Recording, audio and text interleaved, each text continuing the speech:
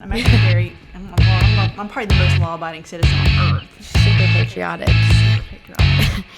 You are listening to Decaf, a weekly podcast by the Beacon Center of Tennessee. I'm Taylor, back again, and this week I am joined by my friend and colleague, Julie Warren. Hello. Julie is a senior fellow for the Beacon Center, and she is the state director for Tennessee for Right on Crime, which we will get more into in just a few minutes. So if you're ready to start, let's do this. I am ready. Let's do it. All right, so Julie and I agree on almost everything, I think it's safe to say, but one thing that we disagree on, and this is the big thing, I mean, we fight about it on Twitter, is scooters. Scooters, I hate them. Julie hates the scooters. And so does Mayor Briley, apparently. Burning passion. As does Mayor Briley. He issued an order to say down with scooters this weekend. They have to, all the scooters are going away. And so while I was like crying in my bed, Julie was rallying people in the streets for a celebration. I know. I just don't understand, because you love free markets. Yeah. We love free markets. I also love not getting run off the road. Okay. I also love not tripping over a scooter on the sidewalk or having them strewn onto my lawn. One could make an argument that that is your own clumsiness, but I digress. I love the scooters. Well, you're like the dream scooter user. What's that supposed to mean? I mean, you're somebody who's going to use them responsibly. That's true. You're somebody who Good will answer. be safe and then park it not on my lawn. You're not somebody who's going to run me off of the Woodland Bridge into oncoming traffic, which has happened to me.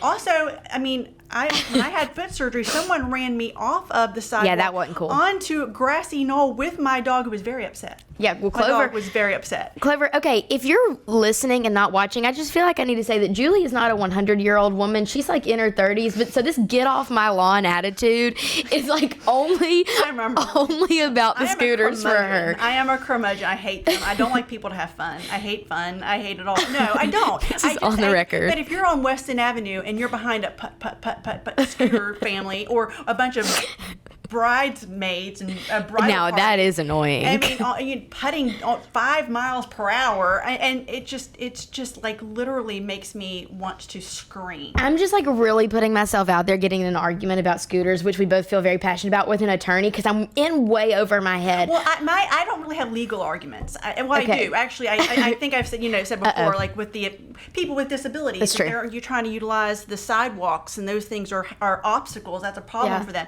But at the end of the day, legal arguments aside, I just hate them. Okay, but for downtown workers like me who have to park, it's a 20-minute walk to get to my car. We have a shuttle, but I also really like to sometimes just hop on a scooter and ride on over the bridge, and it makes it so much simpler and so much easier for me, for the downtown workers, the responsible ones of us. So you wouldn't want them even if there was more regulation, or you think that's... I think for someone like you, I think you can be trusted I just think there's too many. Listen to her, Mom. There's just too many not tailors out there that make it difficult to regulate them. I mean, they're not safe on the road. They're not safe on the sidewalk.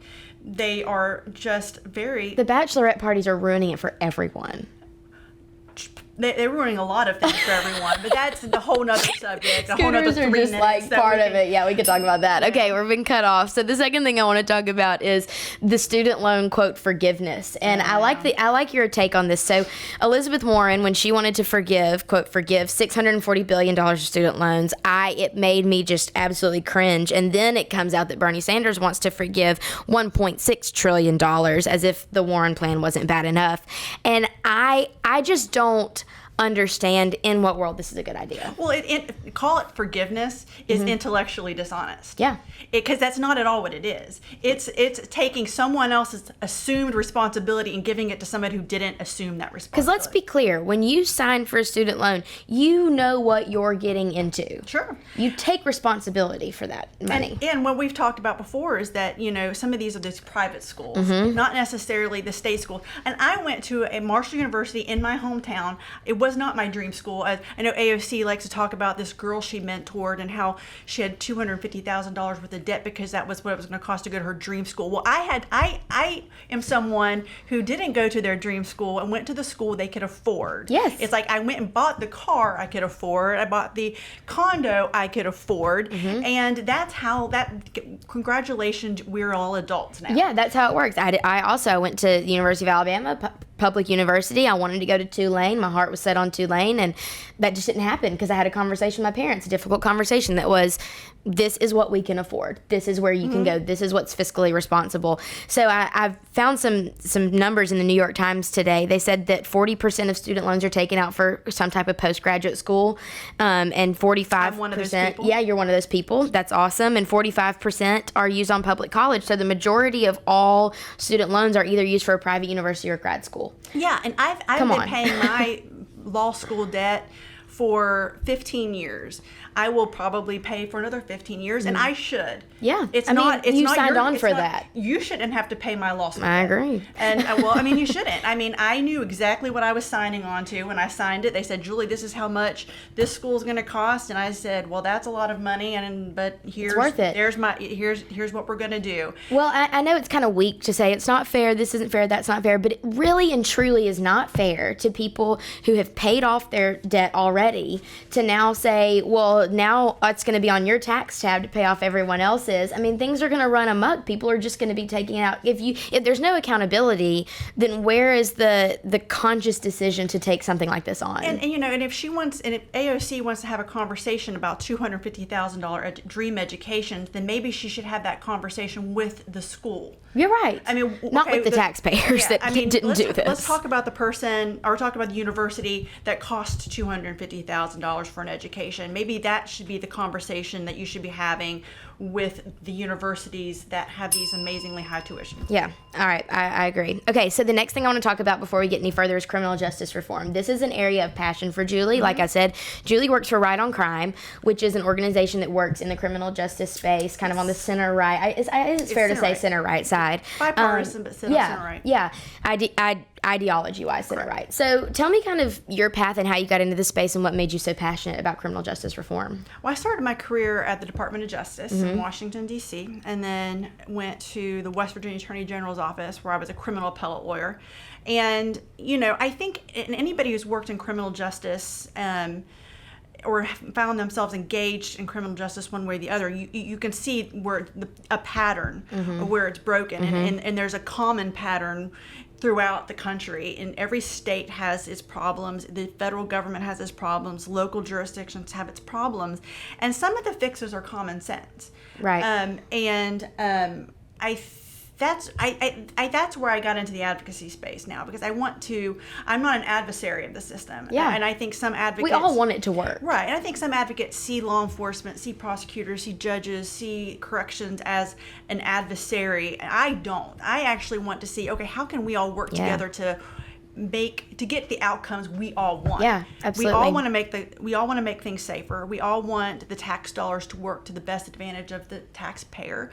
How can we address some of these concerns till we get there? And I think that Tennessee is really primed and ready to do some great things. I'm Justin said we're coming after Texas. Right on Crime is a Texas-based organization, and we are. Justin recently said that Tennessee's coming after Texas. I like that. And I, there wouldn't be a Texas without Tennessee, and I like to make that clear too.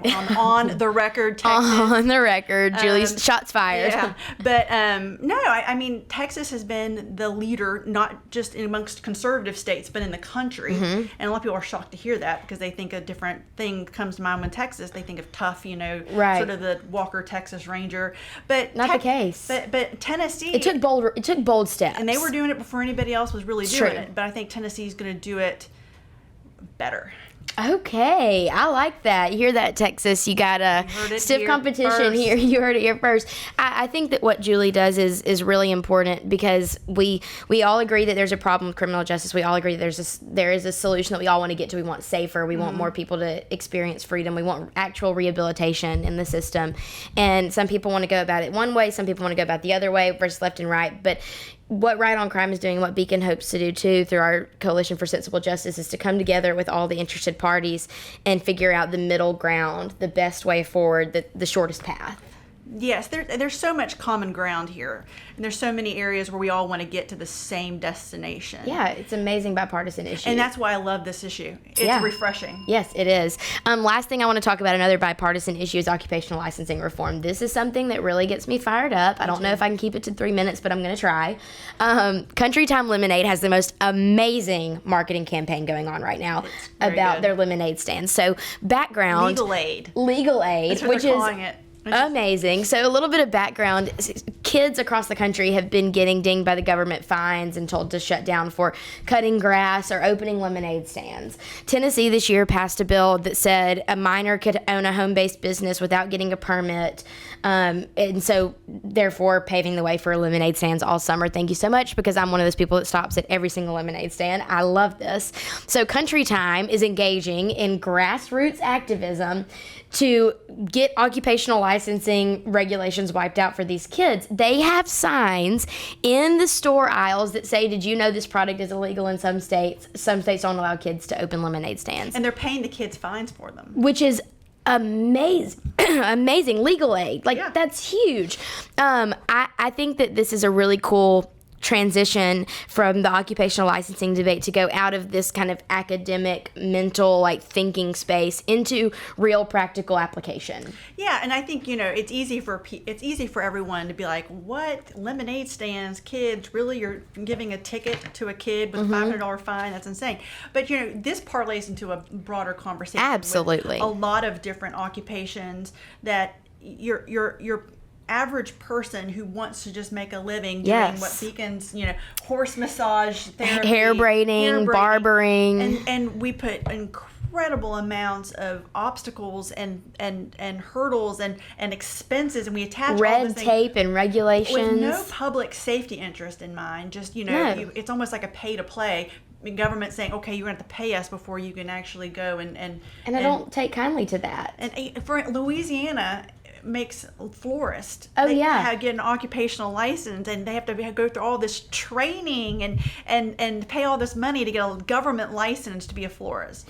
And I think doesn't make any sense. So I really like what Country Time is doing, because they're doing it. They're taking a very simple approach, because everybody can kind of rally around. Right. But then you can say, okay, these exact reasons why this irritates you should parlay into a lot of different things that people are doing to go make a living. It starts the conversation. Sometimes I get lost in Twitter world, and I just think that everything that I'm thinking about in occupational licensing, everyone else is thinking about. And I'll walk up to someone and I'm like, did you see that they were licensing florists? And they're like, we don't know what you're talking about, Taylor. So this is awesome for me to not embarrass myself as much, because I can be like, hey, remember the grocery store when you saw that? And there's only 13 states that don't regulate this. But there are a lot of states that have legalized pot, but then they will fine a 5-year-old for selling lemonade. I think we got our priorities a little messed up, guys. Good grief, y'all. Good grief. Well, that is all we have today. Let us know what you thought of this episode. Thank you so much for joining me, Julie. This was fun. This is always so much fun. Thanks for watching, and we'll see you next week.